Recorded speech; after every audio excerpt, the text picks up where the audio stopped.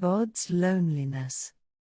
There is a constant flow of the love of God toward us. Even if we do not feel that God is with us, or that He loves us personally or deeply. He takes cares for us, both physically and spiritually. It is God who has established the laws of nature and also the laws that govern the world of the spirit. Gravity, the changes climate, the wind, the passing of the seasons and of the weather. We experience them, but we don't think too much about the dynamics behind that.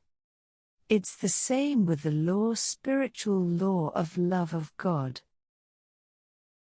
We have awareness of God's love and of the way He shares with humanity. Even in His solitude, God has that self-existent energy of love that gives us continuous love and elevates us to grow and become His children. He lives for us. How can we feel God's love? Prayer, through prayer, which means basically communicating with Him, studying His Word of the ideal of creation and also by connecting with nature. God often uses nature to communicate with us, especially when we are interacting with nature, animals and so on.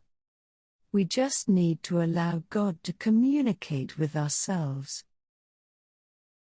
We all need to feel God's heart so that we can then become a channel of God's love for all humankind.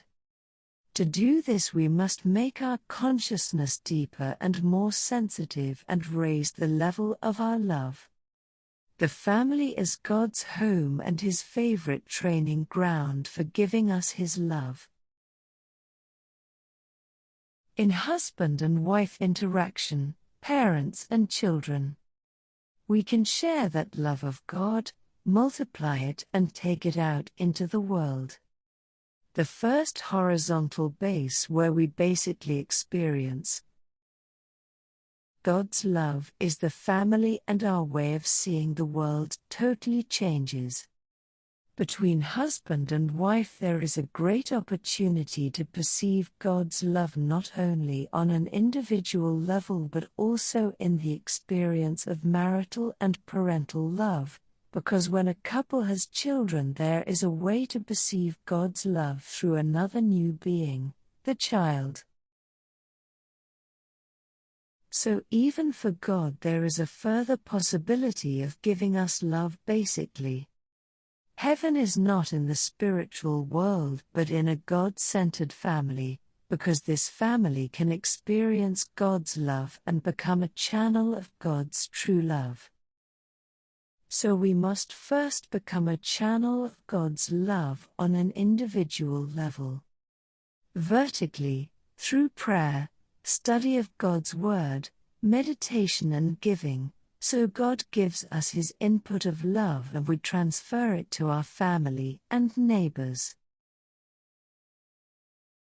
This is the way of our connecting with God and realizing the three blessings.